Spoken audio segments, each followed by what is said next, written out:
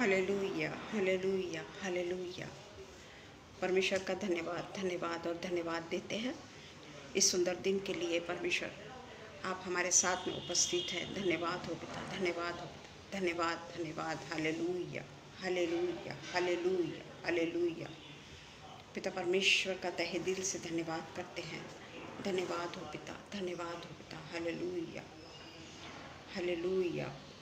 परमेश्वर की स्तुति, परमेश्वर की महिमा सदा सदा होती रहे। आइए हम प्रार्थना करें। धन्यवाद हो पिता, धन्यवाद, धन्यवाद, धन्यवाद, धन्यवाद, धन्यवाद देते हैं पिता परमेश्वर। इस सुंदर अवसर के लिए हम आपको बहुत बहुत बहुत बहुत धन्यवाद देते हैं पिता परमेश्वर कि आपने पिता परमेश्वर आज हमको फिर से ये मौका दिया कि हम पिता परमेश्वर आपके वचनों पर मनन करने वाले हो सके, आपके वचनों पर पिता परमेश्वर चिंतन करने वाले हो सके और पिता परमेश्वर आपके वचनों के अनुसार हम अपने जीवन को बदलने वाले हो सके पिता। क्योंकि पिता परमेश्वर इतने सालों से पिता परमेश्वर हम क्रिश्चियनिटी को अपनाते हैं, चर्च आते हैं, पर हमारे जीवन में पिता परमेश्वर बदलाव का आना बहुत ज़रूरी है पिता। क्योंकि मनुष्य के समान जीने से पिता परमेश्वर हमें कोई भी फ़ायदा नहीं है। चाहे हम कितना भी बाइबल पढ़ लें, चाहे हम कितने भी परमेश्वर के समीप क्यों न चले जाएं, पर अगर हम अपने आप को नहीं बदलते तो पिता परमेश्वर कभी भी हमें अनंत जीवन में नहीं लेके जाएगा। और इसलिए बहुत ज़रूरी है कि हम अपने आप का परिवर्तन करने वाले हो सके। इसलिए पिता परमेश्वर जो भी वचन पिता परमेश्वर आज आपने पिता परमेश्वर हमें दिया है और वो वचन के द्वारा पवित्र आत्मा से हम बोलने वाले हो सके पिता परमेश्वर। और पिता परमेश्वर हम केवल और केवल परमेश्वर के वचन पर मन लगाने वाले हो सके पिता परमेश्वर। और वो वचन हमारे लिए पिता परमेश्वर 100 गुना फल लाने वाले हो सके पिता। हम केवल बोलने वाले नहीं बल्कि उसके अनुसार पिता परमेश्वर हमें चलने वाला भी बना। पिता परमेश्वर ये वचन ऐसे लोगों तक पहुँचे जिन्होंने पिता परमेश्वर आज तक ना ये वचन को सुना है, ना ये वचन को ग्रहण किया है, या ग्रहण भी किया है पिता परमेश्वर तो कुछ ही दिनों के बाद में वो बैकस्लाइड हो गए हैं। इसलिए पिता परमेश्वर हम आपसे प्रार्थना करते हैं कि पिता परमेश्वर ऐसी भूमि पे गिरे जहाँ पर पिता परमेश्वर इन्हें ऐसा खाद मिले कि पिता परमेश्वर 100 गुना फल लाने वाला हो सके। और उनके जीवन में तो वो फल लाए बल्कि दूसरों के लिए भी पिता परमेश्वर वो दूसरों के हृदय में वो मन्ना को बो कर पिता परमेश्वर और भी पिता परमेश्वर और रूप से आगे आगे और आगे फ्रूटफुल जीवन को जीने वाले हो सके पिता। पिता परमेश्वर हम विशेषकर प्रार्थना करते हैं पिता परमेश्वर शबनम के लिए और पिता परमेश्वर अनुपम भैया के लिए कि उनके कारण ही पिता परमेश्वर हमें ये पेज पर आने का मौका मिलता है। नहीं तो हम परमेश्वर का वचन अगर तैयार भी करें और हमको अगर कोई पेज ना रहे तो हम कहाँ पर इस वचन को शेयर करेंगे। और इसलिए पिता परमेश्वर हम उनके बहुत बहुत बहुत बहुत आभारी हैं पिता कि वो प्लेटफॉर्म पर अपने आने की संधि तो देते हैं हमको।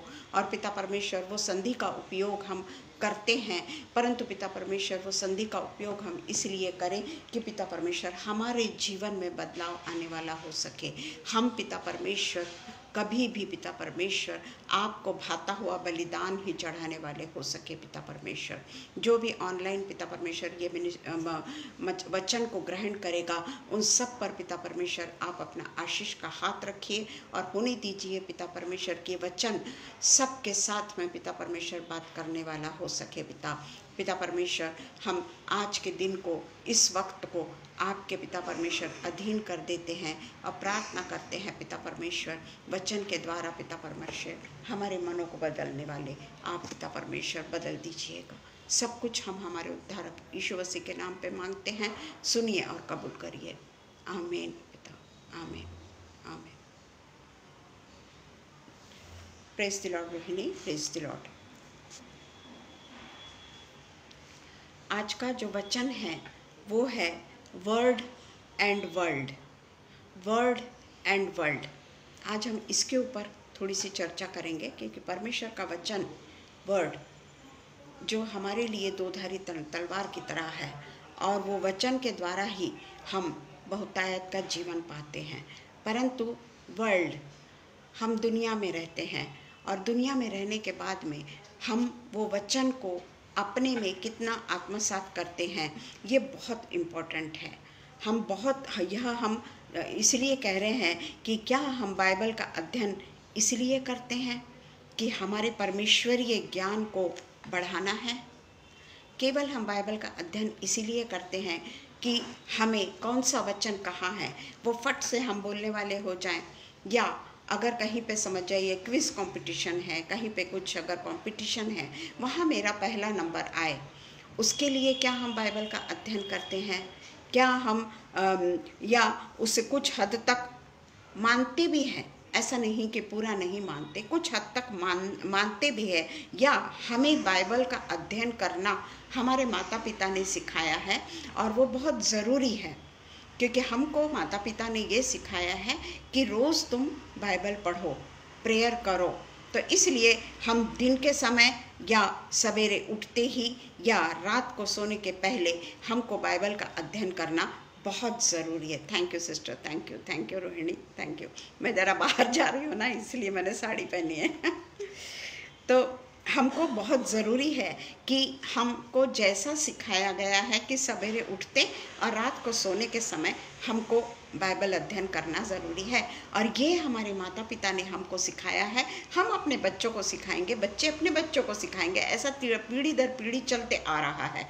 परंतु जो हम बाइबल अध्ययन सवेरे और शाम करते हैं वो इसीलिए करते हैं क्या कि हमें सिखाया गया है कि भाई तुम बाइबल पढ़ो। जिस तरीके से हम देखते हैं कि दूसरे अन्य जाति के लोग जो हैं उनका जो भी कुछ वो मंत्र जो भी उनका पढ़ते हैं वो उनका घिसा पिटा होता है। जिस तरीके से उन्हें सिखाया जाता है या जो वो हमेशा बोलते हैं उसी को वो बोलते चले जाते हैं। उसका मतलब उन्हें समझता है या नहीं समझता है हम तो नहीं जानते, पर हम सिर्फ अपने अध्ययन के लिए ये बातें कर रहे हैं, अपने स्व अध्ययन के लिए हम ये सब बातें कर रहे हैं कि क्या हम भी वैसे ही हैं। हमको इस परमेश्वर का वचन पढ़ना है, हमारे माता पिता ने सिखाया है। खाने के समय हमको प्रार्थना करनी है, किस तरीके से प्रार्थना करनी है। जल्दी हम प्रार्थना करके आमीन बोल देते हैं, और कई बार हम ऐसा होता है कि हम बहुत बार तो क्या बोल रहे हैं ये भी नहीं समझ पाते, क्या पढ़ रहे हैं ये भी नहीं समझ पाते। प्रेज द लॉर्ड अंग्रेजी, प्रेज द लॉर्ड। तो इसलिए हम ये क्या हम एक समझौता तो नहीं कर रहे हैं परमेश्वर के साथ में? हमारा और परमेश्वर का कहीं ये एक समझौता के रूप में तो नहीं है कि परमेश्वर तेरे वचन को पढ़ना है, सवेरे और शाम मुझको पढ़ना है और इसलिए ये वचन को मैं पढ़ रहा हूँ। क्या ये हमारा उसके साथ में एक समझौता नहीं? जैसे हम अपने जब हम परीक्षा देते हैं या जब हम स्कूल में पढ़ते हैं या कॉलेज में पढ़ते हैं, जहाँ कहीं पे भी हम पढ़ते हैं वहाँ पर परीक्षाएं होती है ना। First term, second term, final, ऐसी परीक्षाएं होती है। तो हम जो क्लास में जो स्टडी करते हैं, जो हम एग्ज़ाम के रूप में जो तैयारी करते हैं, वो एग्ज़ाम के रूप में जब हम तैयारी करते हैं तो उस समय तो हम ज़रूर पास हो जाते हैं, मेरिट में भी आ जाते हैं, सब कुछ हो जाता है। परंतु जब हम दूसरे इसमें चले जाते हैं तो पिछला हम भूल जाते हैं, और हम आगे की पढ़ाई में मग्न हो जाते हैं। तो हम देखते हैं कि जो भी कोई हमारा सब्जेक्ट होगा, कॉलेज में जो सब्जेक्ट होगा, जहाँ पे भी जो सब्जेक्ट होगा, उसके ऊपर हम बहुत ज़्यादा चिंतन और मनन करके बहुत ज़्यादा पढ़ाई करते हैं और अपने आप को पूरे तरीके से कामयाब भी करते हैं। तो क्या यही रवैया हम बाइबल के साथ भी अपना रहे हैं? क्योंकि बाइबल की पुस्तक तो हमको कई सालों से हम पढ़ते आ रहे हैं, उत्पत्ति से लेके तो प्रकाशित वाक्य तक की पुस्तक हमने कई बार पढ़ डाली है। प्रकाशित वाक्य से उत्पत्ति, उत्पत्ति से प्रकाशित वाक्य, और उसके बाद में एक एक दिन में हम कितने तो भी चैप्टर्स पढ़ लेते हैं। पर क्या पढ़ना काम पूरा है? क्या सिर्फ पढ़ना ही हमारे लिए ज़रूरी है? अगर जब हम स्टडी करते हैं ना तो उसकी 2 लाइन भी हमारे लिए यानी ऐसा लगता है कि परमेश्वर इससे क्या बातें करना चाहता है, वो 2 लाइन भी समझना बहुत मुश्किल हो जाता है। और पवित्र आत्मा एक बार वो लाइन का अर्थ कुछ अलग बताता है, दूसरी बार कुछ अलग बताता है। कई पवित्र आत्मा के द्वारा हमें कई प्रकार के प्रकाशन मिलते हैं।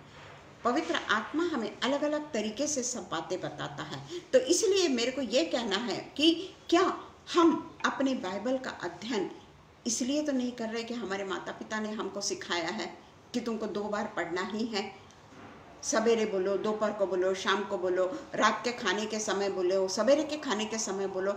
एक हमारा ये तरीका हो गया है। हमको जिस तरीके से कोई चीज़ की आदत पड़ जाती है, जिस तरीके से सवेरे उठते ही हमको चाय चाहिए होती है, कॉफ़ी चाहिए होती है, हर एक को अलग अलग किस्म की चीज़ें चाहिए होती है, वो हमारी आदत में शामिल हो जाता है।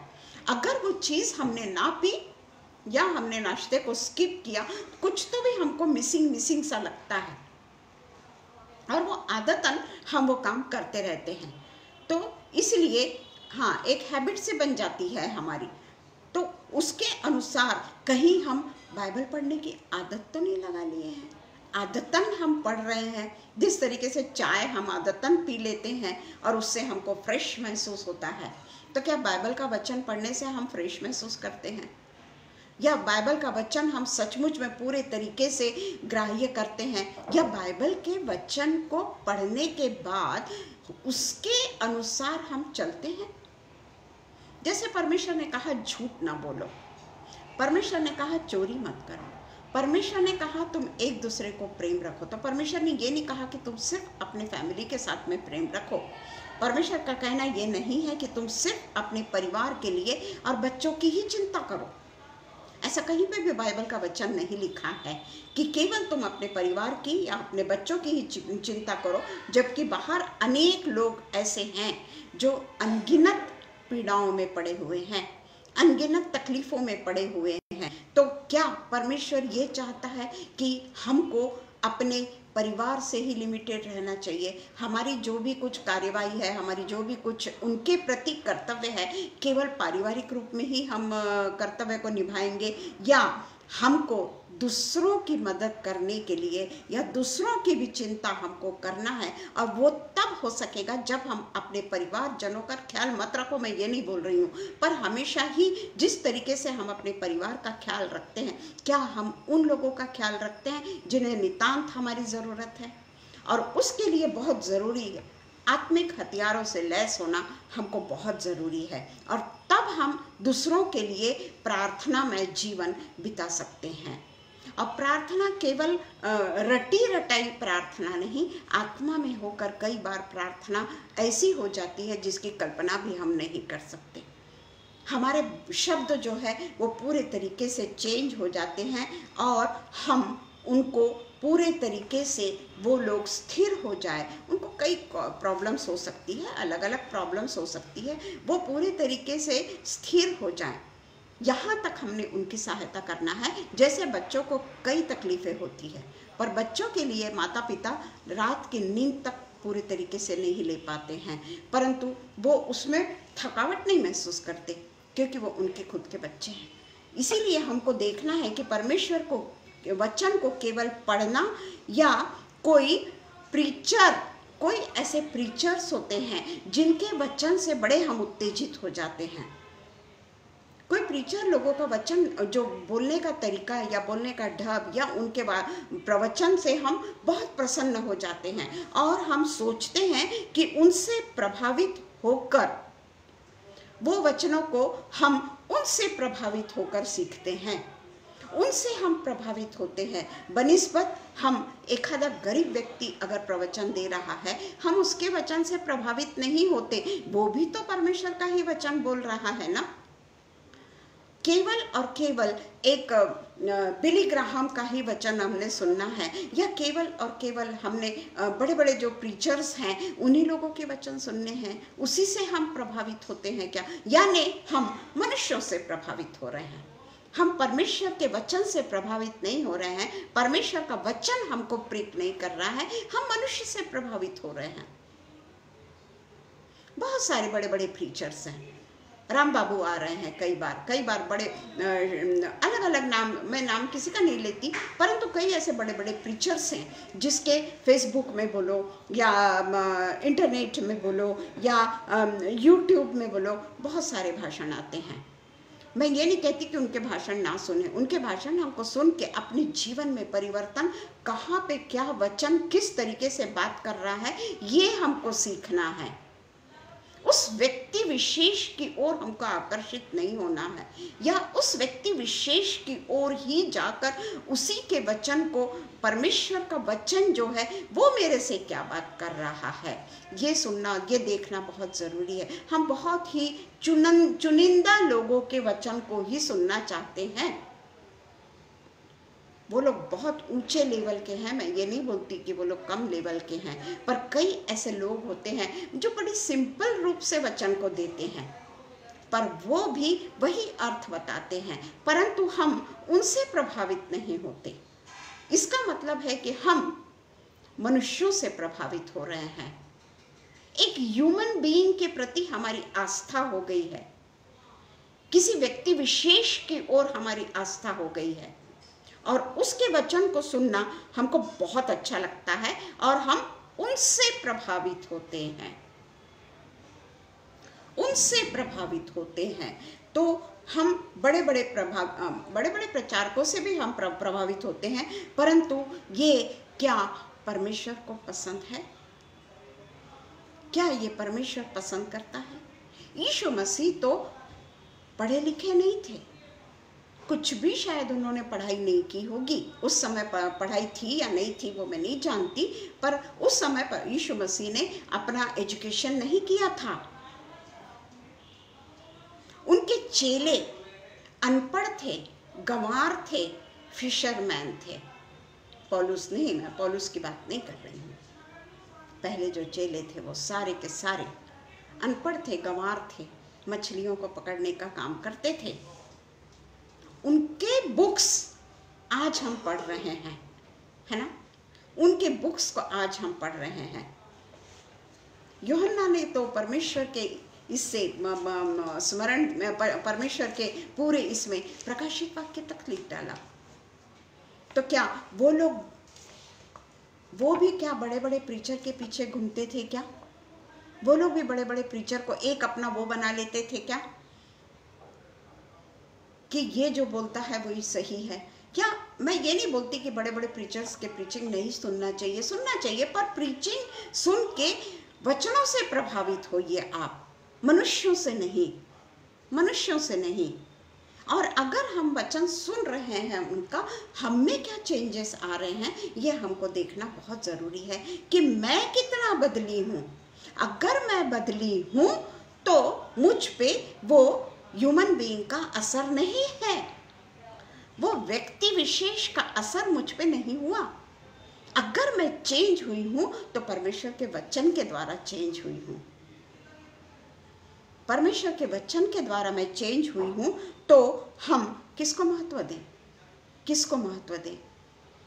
बोलने वाले को महत्व दें कि परमेश्वर के वचन को, जो दो धारी तलवार के समान है, जो गूदे गूदे को आर पार छील देता है, किसको हम प्राधान्य दें? किसको हम सोचें? अगर मैं परमेश्वर का वचन बोल रही हूँ, परमेश्वर का वचन मैं बड़े अच्छे से बोल रही हूँ, परंतु मेरे जीवन में कोई बदलाव नहीं, मेरे जीवन में कोई चेंजेस नहीं। कई बार ऐसा होता है कि मैं अकेले रहने के कारण मेरे पास रिस्पॉन्सिबिलिटीज़ बहुत होती है, बहुत सारी रिस्पॉन्सिबिलिटीज़ मुझ पर ही होती है, वो मुझे कंप्लीट करना। और कई बार ऐसा होता है कि मीटिंग भी मुझको कर देना पड़ता है, छोड़ देना पड़ता है। हालांकि मैं बहुत दुखी होती हूँ, मैं नहीं चाहती हूँ ये करना। आज भी मुझे जाना है, मैंने कहा नहीं, मैं 8 के पहले तो नहीं आ सकती आपके पास में, क्योंकि हमेशा हमेशा ऐसा करना, यानी शैतान मुझ पे काम प्रभावी होते चला जा रहा है। शैतान ऐसी मुसीबतें मुझ पर, या इनविटेशन बोलिए, लाते चला जा रहा है कि मैं परमेश्वर के वचनों को छोड़ दूं। कई हमारे चर्चेस में फंक्शंस होते हैं। अभी वेडनेसडे को मीटिंग थी, पर मैं नहीं जा पाई, क्योंकि मैं अगर रोज ऐसा करूंगी तो मैं कभी भी परमेश्वर के वचन को प्राधान्य नहीं दे पाऊंगी प्रियो, कभी नहीं दे पाऊंगी। रोज कहीं ना कहीं जाना, रोज कहीं ना कहीं काम, रोज मेरी कोई ये काम है, वो काम बहुत रहते हैं। तो मैं ये बोल रही हूँ कि हमें केवल परमेश्वर के वचन को महत्व देना है। अपने एक्टिविटीज़ को तो ठीक है ना, मैं ये नहीं बोलती कि हम दुनिया से छूट जाएं, दुनिया है, पर दुनियादारी से हमको निकलना है।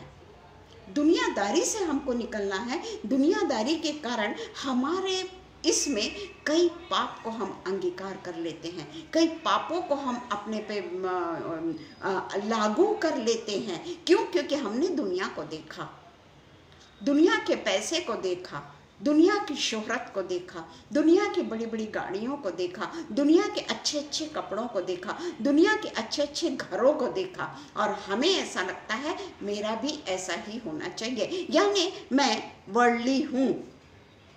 परमेश्वर का वचन जरूर बोल रही हूँ, वर्ड ऑफ गॉड में जरूर बोल रही हूँ, पर मुझ पे असर किसका है? दुनिया का असर है मुझ पर। मैं दुनिया के प्रभाव में सब कुछ कर रही हूँ, और उसका अंगीकार करने के बाद में अगर मुझ में कोई चेंजेस नहीं है, मेरी क्या गलतियाँ हैं, मेरे क्या कमजोरियाँ हैं, ये हम जानना चाहिए। ये हमने जानना चाहिए कि मुझ में क्या कमजोरी है। मैं किसको हर्ट तो नहीं कर रही, मैं किसी पे दोष तो नहीं लगा रही, या मैं किसी को बुरा भला तो नहीं कह रही। ये इसका अध्ययन पहले हमको करना बहुत ज़रूरी है। वचन तो हम हमेशा ही पढ़ते हैं, बड़े बड़े वचन बोलते भी हैं, सुनते भी हैं, पर अगर मुझ में बदल नहीं है, अगर मैं अपने पापों को समझ ही नहीं पा रही हूँ, मैं समझ ही नहीं पा रही हूँ कि मैं क्या पाप कर रही हूँ, या मैंने किसका दिल दुखाया, तो एक दूसरे को हम तुच्छ घोषित करने लगते हैं, छोटा बनाने के लिए उस पर अत्याचार करते हैं हम कि तू मेरे से कम है। क्योंकि मैं जो परमेश्वर का वचन बोलती हूँ ना, मेरे ख्याल से बहुत हाईली इस पे जाकर नहीं बोलती मैं, क्योंकि मेरे को नहीं जमता, मुझे आएगा भी नहीं उतना वो अपर लेवल का। परमेश्वर मुझे अपर लेवल तक ले जाए, परंतु परमेश्वर साधे रूप से किस तरीके से मैं लोगों को समझा सकती हूँ, क्या मैं भी समझ सकती हूँ, मैं भी चेंज हो सकती हूँ। अगर मैं सोचूं कि बड़े हाई लेवल के मैं भाषण देने लगूँ, हाई लेवल का प्रकाशित वाक्य पे एकदम से मैं बोलने लगूँ, कठिन नहीं है। परमेश्वर के आत्मा से कोई बात कठिन नहीं है, कोई बात कठिन नहीं है, परंतु उसको एक्सप्लेन करना, और वो भी सही ढंग से, अपनी बुद्धि से नहीं, अपनी बुद्धि से नहीं, तो हम पाप करते हैं, और पाप को हम समझते ही नहीं हैं। हम पाप को नहीं समझते हैं। कई बार हम अपने अधिकार का दुरुपयोग करते हैं। जैसे हम बैंक में हैं, कहीं पे भी है, हम अगर ऊंचे पोस्ट पे हैं, तो हमारा काम है कि जो हमारे पास में क्लाइंट्स आ रहे हैं उनको हम एंटरटेन करें। आज जैसे हम बैंक से जैसे रिटायर हो गए हैं, जब हम वहाँ पे जाते हैं, हमको कई बार नहीं लोग वो करते हैं, एंटरटेन नहीं करते हैं। आप तो बैंक में थे, आपको तो सब मालूम है, आप तो बैंक में थे, ऐसा होता है।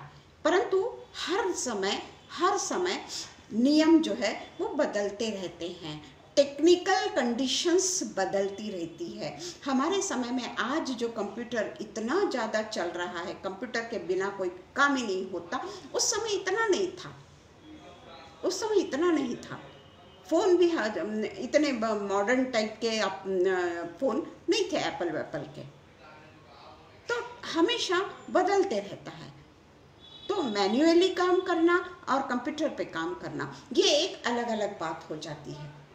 तो इसलिए हम देखते हैं कि हम उनका, उस चीज़ का, परमेश्वर के वचनों का, परमेश्वर के अधिकारों का कहीं हम दुरुपयोग तो नहीं कर रहे। आज मुझको जिस तरीके से शबनम ने आज इनवाइट किया, कि शबनम ने अपने पेज पे मुझको इनवाइट किया, ये हमारा भाग्य है कि वो पेज पे हम आ सके। अगर उन्होंने नहीं बुलाया तो हम उनके पेज पे जा नहीं सकेंगे, बिल्कुल नहीं जा सकेंगे हम, जब तक वो हमको इनवाइट नहीं करे। मैं उनके पेज पे जा ही नहीं सकती। मैं रास्ता देखूंगी कि कब मेरे को इनविटेशन मिलेगा, कब मुझे एक्सेस मिलेगा। मैं उनके पेज पे नहीं जा सकती, पर मैं परमेश्वर के पास में सीधा जा सकती हूँ। परमेश्वर के पास में कहीं रुकावट नहीं है, कहीं रुकावट नहीं है परमेश्वर के पास में जाने के लिए। परमेश्वर के पास में कोई एक्सेस नहीं, परमेश्वर के पास में कोई रिक्वेस्ट नहीं। तो उस चीज़ों का हमने ध्यान रखना चाहिए। परमेश्वर के पास जाना बहुत आसान है। परमेश्वर ने कोई बंदिश हमको नहीं दी रखी है। परमेश्वर तो कहता है कि तुम मुझसे भी बड़े बड़े काम करोगे, मुझसे भी बड़े बड़े काम करोगे, है ना। बाइबल कहती है कि तुम मुझसे भी बड़े, और जितने परमेश्वर को अधिकार, यीशु मसीह को अधिकार थे, वो सारे अधिकार उसने हमको देकर गया है। और आखिरी में जब वो उनका स्वर्गारोहण होना था, उस समय भी उन्होंने कहा कि रास्ता देखते रहो, आपस में मिलकर प्रार्थना करते रहो, क्योंकि मैं प्रकाश प्रेरितों के काम का हम देख ही लेते हैं, आखिरी का है वो, थोड़ा सा हम पढ़ ही लेते हैं उसको।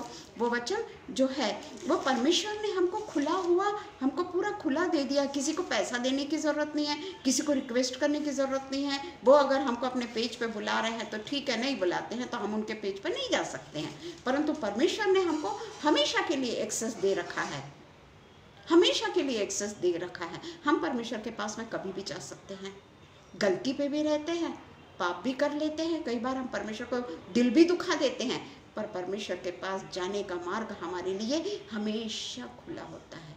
जिस तरीके से परमेश्वर ने कहा कि परंतु जब पवित्र आत्मा तुम पर आएगा तब तुम सामर्थ पाओगे, और यरूशलेम के सारे यहूदिया, सामरिया में पृथ्वी की छोर तक मेरे गवाह होंगे। उन्होंने कहीं पे भी बाइबल में ये नहीं लिखा कि तुम्हें यीशु मसीह की इजाज़त लेनी होगी कि मैं पवित्र आत्मा में बात करूं क्या यीशु मसीह, क्या मैं लोगों के पास में जाके पृथ्वी के छोर तक जाके तेरे नाम की गवाही दूं क्या परमेश्वर?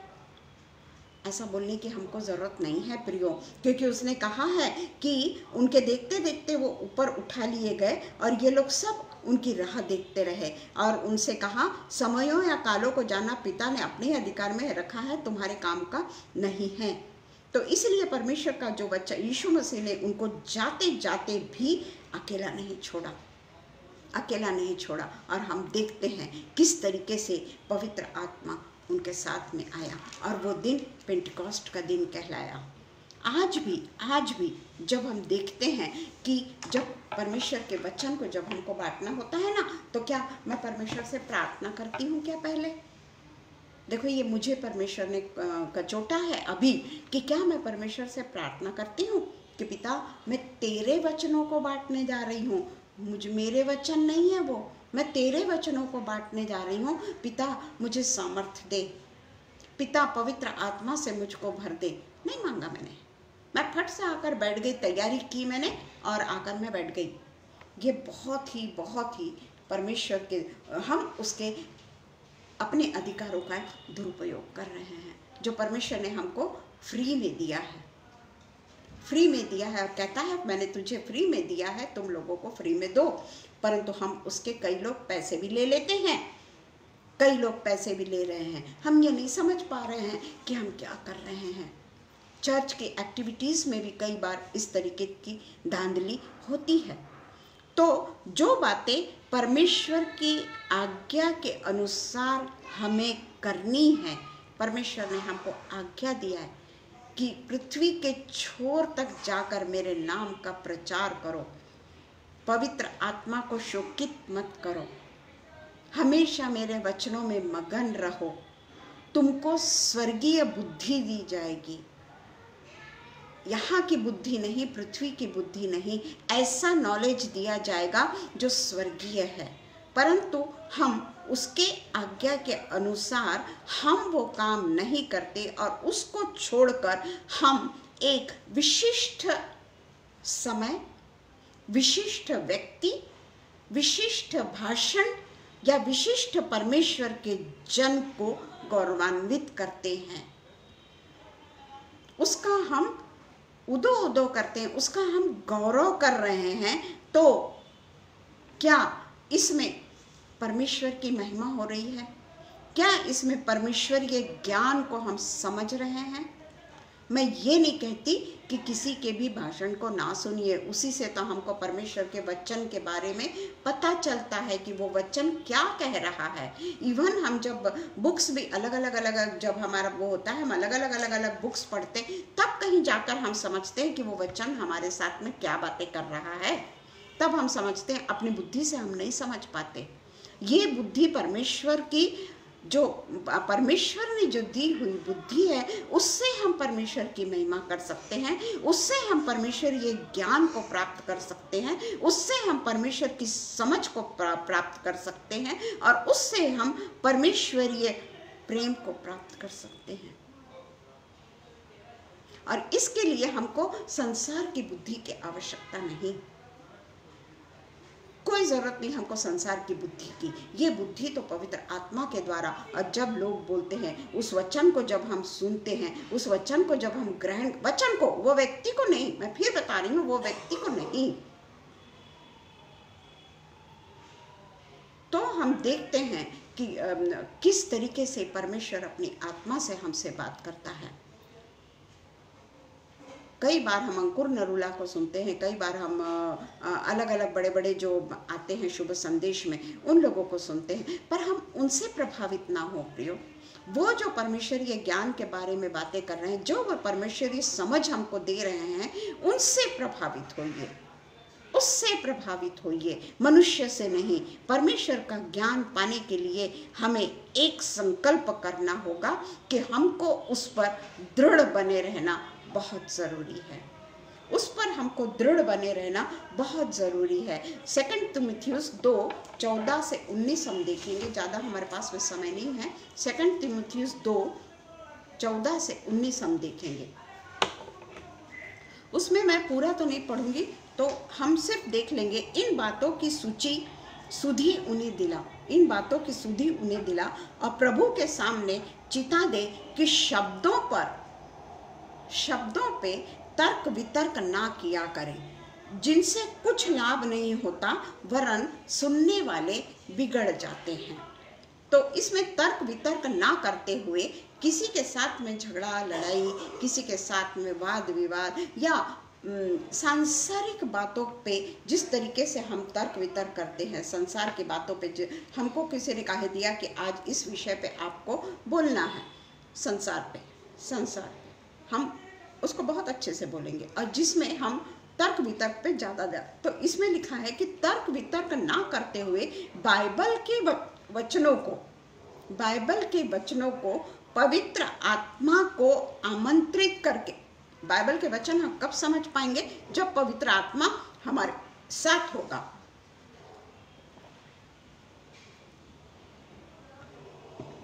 क्योंकि पवित्र आत्मा को अगर हम आमंत्रित करते हैं, या अगर हम आमंत्रित नहीं करते हैं, तो क्या हम परमेश्वर के वचन को उसकी बुद्धि के द्वारा बात कर सकेंगे? परमेश्वरीय बुद्धि के द्वारा, परमेश्वरीय आत्मा के द्वारा, परमेश्वरीय ज्ञान के द्वारा, परमेश्वरीय समझ के द्वारा, उसकी परमेश्वर की महिमा के द्वारा, वो वचन जो हमसे बात करता है, क्या हम उस वचन पे बात कर सकेंगे? केवल तर्क वितर्क ही करते रहेंगे कि नहीं, ये वचन ये नहीं कहता, ये वचन वो कहता है। परंतु हम देखते हैं, प्रेज द लॉर्ड दीदी, हम देखते हैं कि किस तरीके से चेले जो अनपढ़ थे, जो गंवार थे, परमेश्वर के साथ में, यीशु मसीह के साथ में 3.5 साल ही रहे हैं, वो काफी दिन भी वो नहीं रहे, परंतु जब तक पवित्र आत्मा नहीं आया, तब तक वे लोग कुछ नहीं कर सके। जब प्रेरितों के काम के बाद उसमें हम देखते हैं कि आफ्टर 40 डेज जो पेंटिकुस्त का दिन आया, उस समय वो किस तरीके से होली स्पिरिट से भर गए, ये हम अच्छी तरीके से जानते हैं। क्योंकि इसमें लिखा है कि शब्दों के ऊपर बहस ना करें, तर्क वितर्क ना करें, किसी भी चीज़ का हम ये ना सोचे कि ये शब्दों के ऊपर, परमेश्वर के शब्दों पे तर्क वितर्क ना करते हुए बाइबल के वचनों को पवित्र आत्मा के अनुसार समझें और पवित्र आत्मा को आमंत्रित करके उसके ऊपर चर्चा करें। फुकट ही तर्क वितर्क करने की ज़रूरत नहीं है। कोई वो वहाँ पर कोई क्विज कंपटीशन नहीं हो रहा है या डिबेट नहीं हो रहा है, कुछ भी नहीं हो रहा है। परमेश्वर के वचन को डिबेट के रूप में मत लीजिए। कोई अगर होशियार व्यक्ति है तो हो सकता है इसका अर्थ वो कुछ और बताए, इसका अर्थ वो कुछ और बताए। पवित्र आत्मा के द्वारा अगर वो बोलता है तो सचमुच में वो सुनने लायक बात है कि इसका अर्थ क्या है। और इसलिए यहाँ पे परमेश्वर का वचन कहता है कि शब्द मारता है परंतु पवित्र आत्मा जीवन प्रदान करता है। तर्क वितर्क तो हमको मार डालेगा। अपने बुद्धि के अनुसार अगर हम वचन को क्या बोलता है वो अगर हम अपनी बुद्धि के अनुसार समझ ले तो वो संसार की बातें हमको बताएगा, संसार की बातों की ओर वो हमें आकर्षित करेगा। परंतु इसमें लिखा है कि हमेशा शब्द मारता है, सांसारिक शब्द हमको मारता है पर पवित्र आत्मा जीवन प्रदान करता है। क्योंकि अगर कोई वाद विवाद करने वाला वहाँ पर है, अगर समझो परमेश्वर का वचन बोला जा रहा है और वहाँ पे एक दूसरे को समझाया जा रहा है या उनके भी परमेश्वर के प्रति क्या विचार है ये अगर एक साथ में मिलके चर्चा हो रही है तो जो वाद विवादी मनुष्य है, विवादी मनुष्य है, वो परमेश्वर की संगति को नष्ट करता है, परमेश्वर की संगति को वो नष्ट करता है। और इसलिए परमेश्वर के वचनों को सही तौर से अपने लिए शिक्षादायी बनाएं। जिस तरीके से कहा है अपने आप को परमेश्वर का ग्रहण योग्य और ऐसा काम करने वाला ठहराने का प्रयत्न कर जो लज्जित होने न पाए और जो सत्य के वचन को ठीक रीति से काम में लाता हो। जिस तरीके से 10 आज्ञाएं हम देखते हैं निर्गमन में, उसी को तो हम ठीक से काम में ला ले पहले, उसी को तो हम ठीक से काम में ला ले पहले। एक दूसरे को हम प्रेम तो करना सीख ले पहले। जिस तरीके से हम अपने बच्चों से प्रेम करते, चाहे वो हमारा कितना भी अपमान कर डाले, हम उनसे प्रेम ही करते हैं, हम कभी उनका बुरा नहीं चाहते। परंतु हम दूसरों के लिए अपने मन में ऐसी गांठ बना के रख लेते हैं कि वो गांठ छूटने का नाम ही नहीं लेती, क्योंकि हम तर्क वितर्क में आनंद लेते हैं, हम परमेश्वर के ज्ञान में आनंद नहीं लेते। और इसलिए परमेश्वर कहता है कि झूठी शिक्षा से सावधान। इसमें 16वां वचन कहता है पर अशुद्ध बकवास से बचा रहे क्योंकि ऐसे लोग और भी अभक्ति में बढ़ते जाएंगे। ये वचन बोल रहा है अशुद्ध बकवास जो कोई मतलब नहीं रखती, कोई मतलब नहीं रखती। झूठी शिक्षा से भी हमको सावधान रहना है। जैसे जैसे हम देखते हैं कि एक आधा घाव अगर हमको हो गया है, एक आधा फोड़ा हो गया है समझ जाइए, और वो फोड़े में बहुत ज़्यादा पस आ गया है, अंदर ही अंदर वो पस जो है वो अंदर ही अंदर शरीर को सड़ा रहा है। जिस तरीके से हम देखते हैं कि कोई मनुष्य अगर बहुत दिन तक बेड पर पड़ा है, कुछ क्या वो अगर 15 दिन भी अगर बेड पे पड़ा रहा ना, उनको बेड सोर हो जाता है। मैं भी पहले बेड सोर को नहीं जानती थी, परंतु बाद में जब मैंने देखा बेड सोर क्या होता है तो उसकी किस तरीके से करना चाहिए, ये वो बेड सोर जो है ना वो बहुत भयानक है, बहुत भयानक है।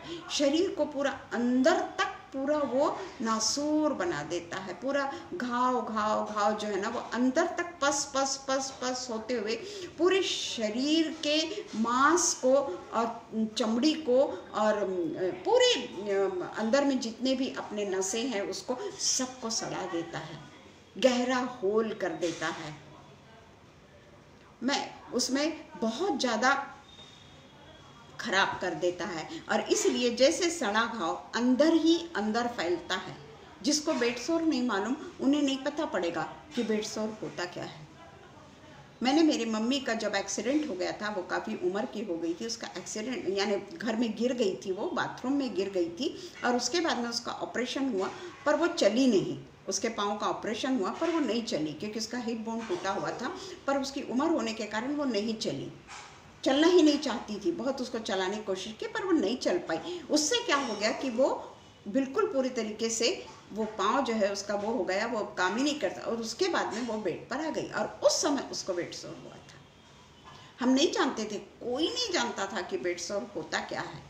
पर मेरी मौसी जो यूएस में डॉक्टर है, वो आई जब देखने के लिए, जब उसने उसको देखी तो इतना हाथ उसके शरीर में चला गया। तब हमको समझा कि ये है बेड सॉर। और जब मेरे पति बहुत ज़्यादा बीमार पड़े, 1 साल तक वो बिस्तर पर पड़े रहे, मैंने उनको इतना भी बेड सॉर नहीं होने दी, क्योंकि मैंने देखा था वो, मैं जानती थी कि क्या चीज़ है वो। अगर मैं नहीं जानती तो हो सकता मैं भी नहीं समझ पाती। तो ये जो घाव है ना, ये इतना पूरे शरीर को खराब कर देता है, क्योंकि मैंने देखा है, इसलिए मैं बता रही हूँ कि अंदर ही अंदर फैलता चले जाता है।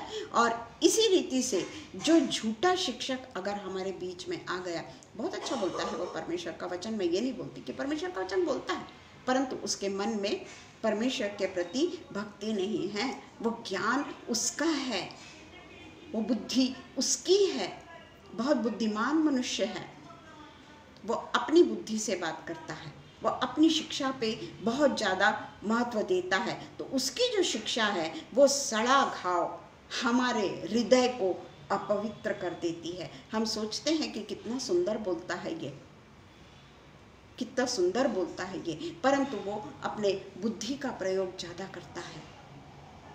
तो ये जो, या फिर झूठी शिक्षा देने वाले कि भाई परमेश्वर ऐसा, यानी परमेश्वर के लिए अलग अलग चीज़ें हमको बयां करने वाले कि वो अभी आने वाला है, बस मैंने ये सारे चिन्ह देख लिया है, इतना युद्ध हो रहा है, इतना, बस यीशु मसीह आने वाले हैं, सेकंड कमिंग बहुत नज़दीक है। ये है झूठी शिक्षा। आने वाला है परमेश्वर, मैं ये नहीं बोलती यीशु मसीह आने वाले हैं इस दुनिया में, परंतु खुद यीशु मसीह नहीं जानते कि वो कब आने वाले हैं। ये सब पिता के पास में रखा हुआ है। जब पिता चाहे वो हमको अवसर पे अवसर इसलिए देते चले जा रहे हैं कि हम बचाए जा सकें, और इसलिए उसके आने में देर हो सकती है, परंतु यीशु मसीह अभी आ रहे हैं, अभी आ रहे हैं। ये अंतिम चिन्ह है, ऐसा होना अंतिम, बस अब आ ही रहे हैं। तो इन बातें जो हम बोलते हैं, उससे एक मन में दुविधा सी उत्पन्न हो जाती है, एक मन में डर पैदा हो जाता है, एक डर पैदा हो जाता है। इसलिए परमेश्वर कहता है कि अपने आप को हम निरंतर तैयार रखें, निरंतर प्रार्थना में लगे रहें। कभी भी आए ना परमेश्वर, कभी भी आए ना परमेश्वर। जिस तरीके से वो 5 कुंवारियां तैयार बैठी थी, कभी भी आए परमेश्वर। देर आने में देर कर दिया, परमेश्वर ने आने में देरी कर दी, पर वो बिल्कुल चिंतित नहीं हुई, क्योंकि वो पूरे तरीके से भरी हुई थी। उनको मालूम था कि कभी भी मेरा पिता आ जाए, मैं पूरे तरीके से रेडी हूं, और इसलिए वो परमेश्वर के साथ में चली गई। पर 5 कुंवारियां वो अपने ही इसमें रह गई, और 5 कुंवारियां को छोड़ दिया गया। तो इस तरीके से हम देखते हैं कि ये सब जो है, हम जल्दी से गलातियों 5:9 पढ़ लेंगे। गलातियों 5:9।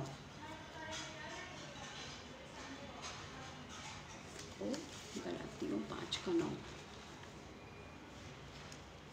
अच्छा, तब उसके पहले हम पढ़ लेंगे, जल्दी जल्दी में मेरे से निकलता नहीं है। मत्ती 16:6 निकला है, मत्ती 16:6 पढ़ लेंगे हम। यीशु ने उनसे कहा, देखो फरीसियों और सदूकियों के खमीर से सावधान रहना। फरीसियों और सदूकियों के खमीर से सावधान रहना। हमेशा परमेश्वर यीशु मसीह ने फरीसियों और सदूकियों के लिए कहा है, क्योंकि वो हमेशा परमेश्वर का विरोध करते थे और हमेशा दूसरों को भड़काने का काम करते हैं। तो वो उनको खमीर की तुलना देता है, सड़े घाव की तुलना देता है, कि एक बार अगर कोई घाव हमको, अगर हम उनके चुंगल में आ गए तो हम हमेशा के लिए समाप्त हो जाएंगे। 11वां वचन मत्ती का ही 6:11 कहता है, तुम क्यों नहीं समझते कि मैंने तुमसे रोटियों के विषय में नहीं कहा, परंतु यह कि तुम फरीसियों और सदूकियों के खमीर से सावधान रहना। तब उनकी समझ में आया कि उसने रोटी के खमीर से नहीं, पर फरीसियों और सदूकियों की शिक्षा से सावधान रहने को कहा है। गलातियों 5:9। गलातियों 5:9। थोड़ा सा खमीर सारे गूंधे हुए आटे को खमीर कर डालता है। थोड़ा सा खमीर हमारे मन में अगर थोड़ा सा किसी के प्रति अगर थोड़ी सी भी दुष्कामना आ जाए, उसने मेरे साथ में ऐसा किया, उसने मेरे को नीचे दिखाया, या उसने मेरा अपमान किया, थोड़ा सा खमीर दो मनुष्य के संबंधों को खराब कर देता है। और इसलिए परमेश्वर कहता है कि सदुकियों और फरीसियों के खमीर से सावधान रहना। हमको किसी के प्रति कभी भी ये नहीं सोचना है कि उसने मेरा इंसल्ट किया या उसने मेरा अपमान किया। बहुत परिस्थितियां आती है लोगों के ऊपर, ऐसा नहीं कि नहीं, हर किसी के परिस्थितियों को हम नहीं समझ पाते प्रियो। और इसलिए परमेश्वर का वचन 5 और 9 गलातियों में कहता है कि थोड़ा सा खमीर सारे गूंधे हुए आटे को खमीर कर डालता है, वो खाने लायक नहीं रहता। और इसलिए हमको ये बात के ऊपर बहुत ज़्यादा मनन करना है, वर्ड और वर्ल्ड या वर्ड एंड वर्ल्ड, परमेश्वर का वचन या दुनियादारी, क्या चुनते हैं हम? परमेश्वर का वचन चुनते हैं या केवल अपना अहम, अपना घमंड, अपने आप को बहुत धार्मिक समझ लेना, अपने आप को बहुत परिपक्व समझ लेना? परमेश्वर कहता है कि अभी भी तुम्हारा ज्ञान अधूरा है, अभी भी तुम्हारा ज्ञान अधूरा है। अगर हम परमेश्वर के वचन को पेश करते हैं ना, तो हमको उसके ऊपर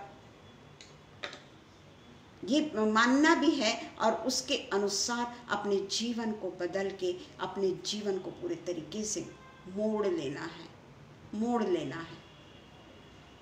क्योंकि जिस तरीके से वो 5 कुंवारियां पूरे तरीके से तैयार थी परमेश्वर के साथ में जाने, सारे हथियार उसके बंधे हुए थे, पवित्र आत्मा के हथियार से वो 5 कुंवारियों ने अपने आप को बांध के रख लिया था कि कभी भी आए परमेश्वर, मैं तो उनके साथ जाऊंगी ही। ये कन्फर्मेशन हमको होना चाहिए, हम इस तरीके से कंफर्म होना चाहिए कि पिता परमेश्वर चाहे कभी भी आए, अब आ रहा है करके हम डर गए, वो श्रेणी में ना जाएं। हम ये श्रेणी में जाएं कि कभी भी क्यों ना आए पिता परमेश्वर, हम तो पूरे तरीके से आत्मा में हमारा परमेश्वर की ज्योत है ना, वो हमने प्रज्वलित करके रखी है, जो कभी नहीं बुझने की। आइए हम प्रार्थना करें। धन्यवाद धन्यवाद धन्यवाद धन्यवाद धन्यवाद देते हैं पिता परमेश्वर, तमाम आशीषों के लिए हम आपको धन्यवाद देते हैं पिता परमेश्वर। ये वचन के लिए हम आपको धन्यवाद देते हैं पिता परमेश्वर कि वचन पिता परमेश्वर जो 2धारी तलवार की तरह काम करता है पिता परमेश्वर।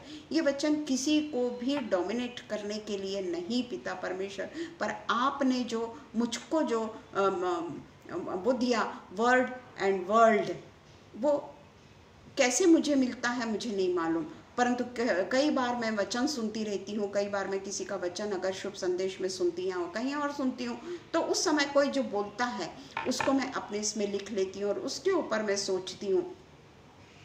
पिता परमेश्वर, मैं आपसे प्रार्थना करती हूँ कि अपने वचनों से तो मुझे भर दे पिता परमेश्वर, संसार के वर्ड से नहीं परंतु तेरे वचनों से हमें भर दे पिता। हम संसार के लिए पूरे तरीके से मृत हो जाएं पिता, जिस तरीके से आपने कहा है कि संसार के लिए हम तो पूरे तरीके से मरे हुए हैं, पर परमेश्वर के लिए हम हमेशा जीवित रहें।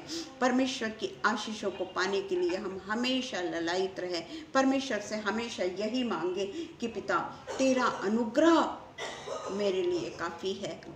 और इसलिए पिता परमेश्वर, हम परमेश्वर के इंतज़ार न करते हुए अपने मन को तैयार करते रहें, अपने हृदय को शुद्ध करते रहें, अपने लोगों की बातों पे मन न लगाएं, पर केवल और केवल परमेश्वर के छोटे छोटे वचन जो है उस पर हम मन लगाएं पिता। जिस तरीके से परमेश्वर ने हमें आज्ञा दी है पिता परमेश्वर कि अपने अहम के साथ में हम परमेश्वर के पास नहीं जा सकते, अपने घमंड के साथ में हम परमेश्वर के पास में नहीं जा सकते, क्योंकि ये बातें परमेश्वर को अप्रसन्न करती है। परमेश्वर ने अगर हमको जो भी जीवन दिया है वो जीवन को हम परमेश्वर की ओर मोड़ लें, परमेश्वर की शिक्षाओं की ओर मोड़ लें और परमेश्वर को जीवित, पवित्र और उसको भावता हुआ बलिदान करके हम रोज़ पर रोज़ चढ़ाने वाले हो सके। निरंतर प्रार्थना में हम लगे रहें पिता, यही हम आज आपसे मांगते हैं। हम बहुत बहुत धन्यवाद देते हैं पिता परमेश्वर, फिर से एक बार जो पिता परमेश्वर आपके वचन को सुनने के लिए ऑनलाइन जमा है पिता परमेश्वर, उनको पिता परमेश्वर आप अपने आशीषों से नवाजिए। आप पिता परमेश्वर उनको पूरी तरीके से जो उन्होंने अपने कंफर्ट का बलिदान किया है, जो उन्होंने अपने हर चीज़ का बलिदान किया है, उनको पिता परमेश्वर आप नाम बनाम आशीष दीजिए।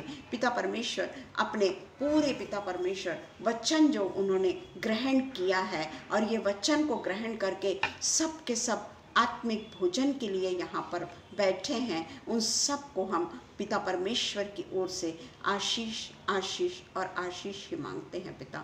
जो ऑफलाइन देखेंगे उन्हें भी पिता परमेश्वर अपने आशीषों से नवाजिए पिता परमेश्वर, और ये पेज को पिता परमेश्वर हमेशा हमेशा एक उन्नति का कारण होने दीजिए पिता परमेश्वर। ये पेज को पिता परमेश्वर स्वर्गीय राज्य के लिए ये पेज का इस्तेमाल होने पाए पिता परमेश्वर, सांसारिक राज्य के लिए नहीं, संसार के पिता परमेश्वर वैमनस्य भेदभाव इसके लिए पिता परमेश्वर कभी भी कोई भी पेज का उपयोग ना हो, बल्कि परमेश्वर की इबादत के लिए ये जो पेज बना है और इसके द्वारा जो हम जैसे लोगों को संधि दी जाती है, उसके लिए पिता परमेश्वर हम ये पेज के आभारी हैं पिता, क्योंकि पिता परमेश्वर ये पेज के द्वारा ही हम परमेश्वर के वचन को बांट सकते हैं पिता परमेश्वर। इसलिए हम शबनम और अनुपम भैया को बहुत बहुत धन्यवाद करते हैं कि वो तो परमेश्वर के वचन को बोते ही हैं, परंतु दूसरों को भी मौका देते हैं पिता कि वो उनके पेज पे आकर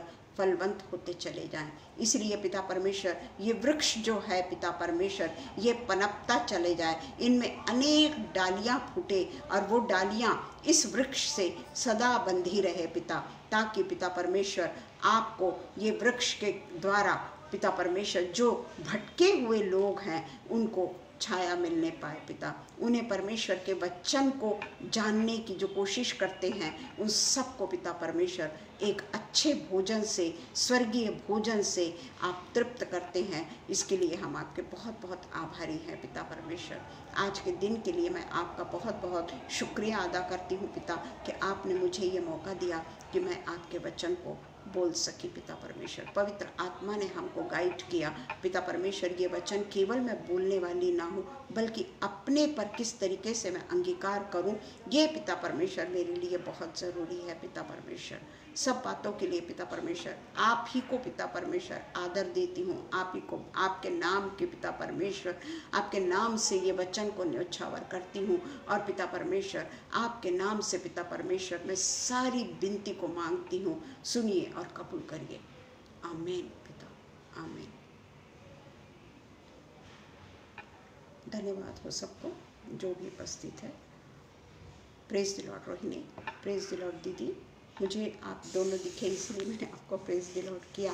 जितने भी हैं यहाँ पे हर एक को प्रेज द लॉर्ड। आमीन आमीन।